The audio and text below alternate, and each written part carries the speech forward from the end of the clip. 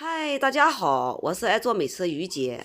好多人家里面都储存的有大枣片或者是干红枣，放干了，再不吃就过期了，扔掉又很可惜，吃又不知道怎么吃。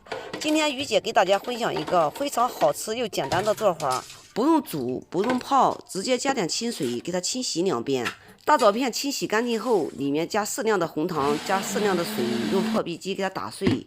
然后再加一点点的酵母粉，用筷子给它搅拌均匀，搅拌至酵母融化后，准备500克面粉，用枣泥和面，边倒边搅拌。感觉有点干了，可以加一点点的温水；感觉有点软了，也可以加一点点的面粉。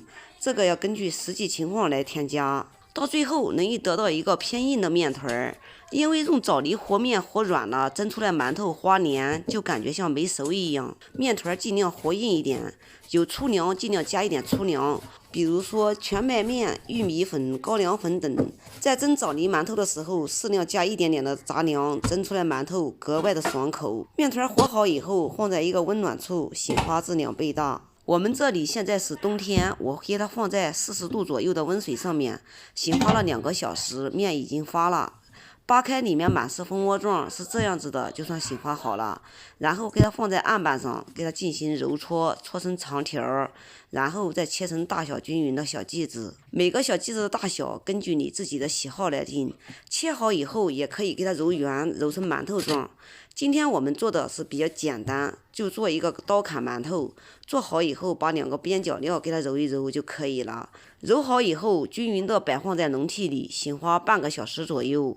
因为我们这边是冬天，夏天醒发时间会短一点。醒发好的馒头，用手轻轻一按，有回弹就可以了。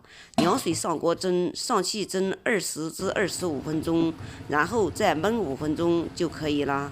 哇，在开锅的一瞬间，这又甜又香的味道真的是太诱人了，满屋子飘香呀！看看这个颜色，闻闻这个味道，又甜又香又暄软。